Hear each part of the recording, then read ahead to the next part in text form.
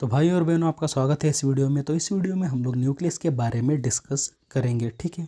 तो nucleus is present in all cells which divide and produce enzyme. जी हाँ, हमारे बॉडी के अंदर जितने भी सेल्स जो डिवाइड हो सकते हैं और एंजाइम प्रोड्यूस कर सकते हैं ना, सारे सेल्स में ये न्यूक्लियस पाया जाता है, ठीक है। Next, this cell with nucleus are called as eukaryote. जी हाँ, जिस सेल के अंदर न्यूक्लियस है उसको हम लोग यूकैरियोट बोलेंगे। Next, this cell without nucleus are called as prokaryote. जी हाँ, एक सेल है उसके अंदर क्या है, वहाँ पर न्यूक्लियस नहीं है, उसको हम लोग प्रोकैरियोट बोलेंगे, ठीक है। Next, most of this cells have only one nucleus. बहुत सारे सेल्स ऐसे हैं जिसमें एक ही न्यूक्लियस है, वैसे लोगों को हम लोग यूनी न्यूक्लिएटेड बोलेंगे। यूनी मतलब वन, न्यूक्लिएटेड मतलब एक न्यूक्लियस है। Next, few types of cell have many nucleus. जी हाँ, थोड़े सेल ऐसे भी हैं जिसमें बहुत सारे न्यूक्लियस है, तो वैसे न्यूक्लियस को हम लोग, वैसे सेल को क्या बोलेंगे हम लोग, मल्टी न्यूक्लिएटेड सेल्स बोलेंगे। क्या बोलेंगे? Multi nucleated cells. तो यहाँ पर ही हम लोग डायग्राम में दे सकते हैं, यहाँ पर पिक्चर में आप लोग देख सकते हैं, यहाँ पर एक ही न्यूक्लियस है, तो वो हो गया यूनी न्यूक्लिएटेड, ठीक है। तो और एक बार हम लोग यहाँ पर सेल देखते हैं, यहाँ पर दो दो हम लोगों को दिख रहे हैं, ठीक है। तो यहाँ पर एक है, यहाँ पर एक सेल के अंदर दो न्यूक्लियस प्रेजेंट है, तो ये क्या हो गए, मल्टी न्यूक्लिएटेड, ठीक है। Next, generally the nucleus is located near the centre of the cell. जी हाँ, कहाँ पर रहता है ये? अगर सेल है तो इसके बीच में, सेंटर में हम लोगों को न्यूक्लियस देखने के लिए मिलेगा। It is mostly spherical in shape. जी हाँ, कैसे हमारे सेल्स रहते हैं ना, स्पेरिकल, तो ऑलमोस्ट ये भी क्या रहते हैं, स्पेरिकल शेप में ही रहते हैं, ठीक है। सॉरी, जो न्यूक्लियस रहता है ना वो ऑलमोस्ट हम लोगों को ये स्पेरिकल शेप में या फिर सर्कल शेप में हम लोगों को देखने के लिए मिलेगा, ठीक है। Next, component of nucleus. जी हाँ, न्यूक्लियस के अंदर हम लोगों को क्या क्या देखने को मिलेगा, न्यूक्लियर मेम्ब्रेन हम लोगों को देखने के लिए मिलेगा, ठीक है। तो यहाँ पर हम लोगों को दिख रहा है, ये क्या है, न्यूक्लियर मेम्ब्रेन। और नियोप्लाज्मा देखने को मिलेगा, ठीक है। नियोप्लाज्मा हम लोगों को देखने को मिलेगा। तो अंदर जो भी है ना, साइटोप्लाज्म, सेल के अंदर क्या रहेगा, साइटोप्लाज्म रहेगा, ठीक है। न्यूक्लियस के अंदर क्या लगेगा, न्यूक्लियोप्लाज्म रहेगा। नेक्स्ट रहेगा न्यूक्लियोलस, ठीक है। क्या रहेगा, न्यूक्लियोलस, ठीक है।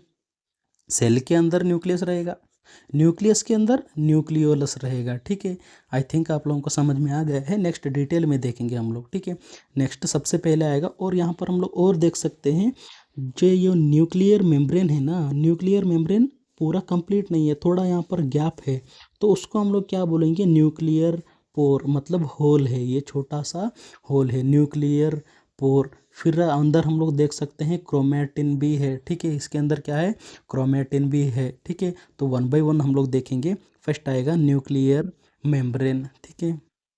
The nucleus is covered by double layer membrane. कैसा है वो, डबल लेयर मेम्ब्रेन है, कॉल्ड न्यूक्लियर मेम्ब्रेन। जी हाँ, यहाँ पर न्यूक्लियर मेम्ब्रेन क्या है, डबल लेयर मेम्ब्रेन है, याद रखिए। Next, it encloses the fluid called nucleoplasm. जी हाँ, ये क्या कर रहा है, अंदर न्यूक्लियोप्लाज्म है ना, उसको कवर कर रहा है, ठीक है। Next, nuclear membrane has pores. जी हाँ, हम लोगों ने अभी देखा यहाँ पर क्या है, पोर्स है, ये कंप्लीट नहीं है, ठीक है। हमारा न्यूक्लियर मेम्ब्रेन कंप्लीट नहीं है, उसमें छोटे छोटे होल्स हैं, उसको क्या बोलेंगे, पोर्स, न्यूक्लियर पोर्स बोलेंगे, ठीक है। It allow nucleoplasm and cytoplasm communication, ठीक है। ये क्या करता है, न्यूक्लियोप्लाज्म कम्युनिकेट विथ साइटोप्लाज्म, ठीक है। न्यूक्लियस के बाहर कौन है, यहाँ पर रहेगा साइटोप्लाज्म, अंदर है न्यूक्लियोप्लाज्म। तो इस पोर से जो होल है ना, उस होल से क्या करेगा, न्यूक्लियोप्लाज्म और हमारा साइटोप्लाज्म है ना, उन दोनों के बीच में कम्युनिकेशन होता है, मतलब लेना देना होता है, ठीक है। नेक्स्ट, फंक्शन क्या करता है हमारा nuclear membrane, the exchange of material between nucleoplasm and cytoplasm. मैंने अभी बोला था कम्युनिकेशन करते हैं, ठीक है। न्यूक्लियोप्लाज्म और साइटोप्लाज्म कम्युनिकेशन करते हैं, कैसे, through the exchange of material, यहाँ पर क्या होता है, हमारे न्यूक्लियोप्लाज्म और साइटोप्लाज्म के बीच में एक्सचेंज होता है, ठीक है। तो क्या होता है, एक्सचेंज ऑफ मटेरियल होता है, तो वही है कम्युनिकेशन। तो ये है न्यूक्लियर मेम्ब्रेन का फंक्शन, ठीक है। नेक्स्ट रहेगा न्यूक्लियोप्लाज्म। तो न्यूक्लियोप्लाज्म है क्या, it is a gel like substance.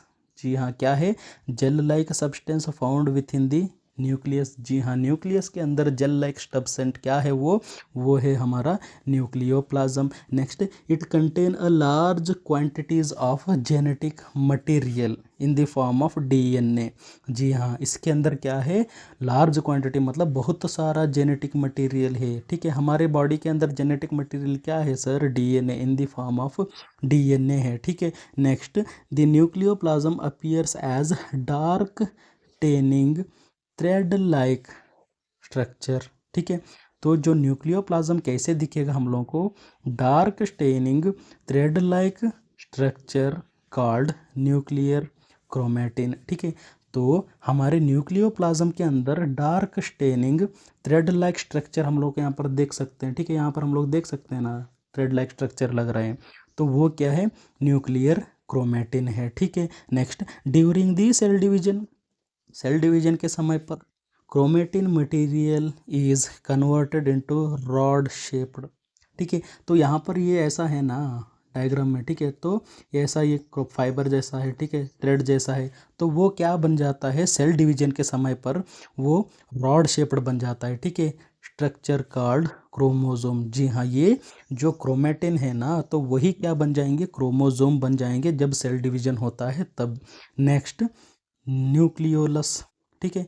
Next, nucleolus. तो न्यूक्लियोलस क्या है, द न्यूक्लियोलस में वन और मोर।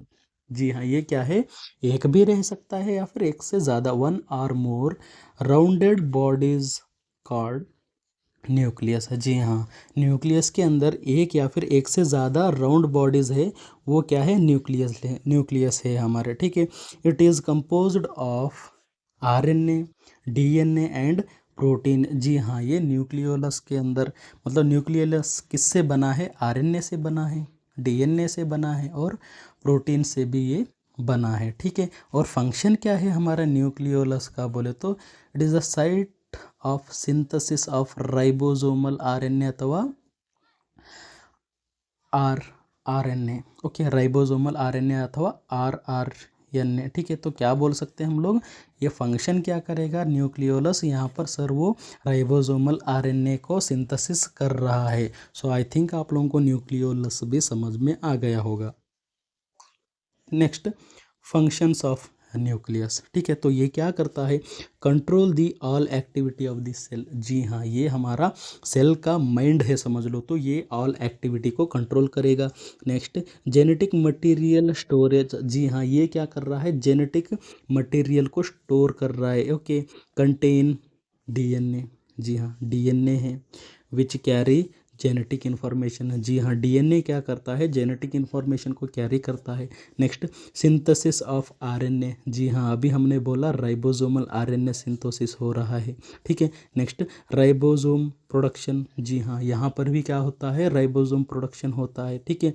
Next, control the cell division. जी हाँ, सेल डिवीजन को भी ये कंट्रोल करते हैं। Next, regulate the movement of molecule between nucleus and cytoplasm through the nuclear pore. जी हाँ, यहाँ पर क्या हो रहा है, न्यूक्लियोप्लाज्म और साइटोप्लाज्म के बीच में मॉलिक्यूल्स जो है ना वो एक्सचेंज हो रहे हैं, मूवमेंट हो रहे हैं, ठीक है। Next, DNA repair. यहाँ पर क्या होगा, रिपेयरिंग डैमेज्ड डीएनए, ठीक है। अगर डीएनए डैमेज हुआ है तो उसका रिपेयर भी कहाँ पर होगा, हमारे न्यूक्लियस के अंदर होगा। तो आई थिंक आप लोगों को ये वीडियो समझ में आया होगा। अगर आप लोगों को ये वीडियो थोड़ा सा भी अगर समझ में आया है तो अपने फ्रेंड्स के साथ शेयर करो, लाइक करो, सब्सक्राइब करो। Thank you.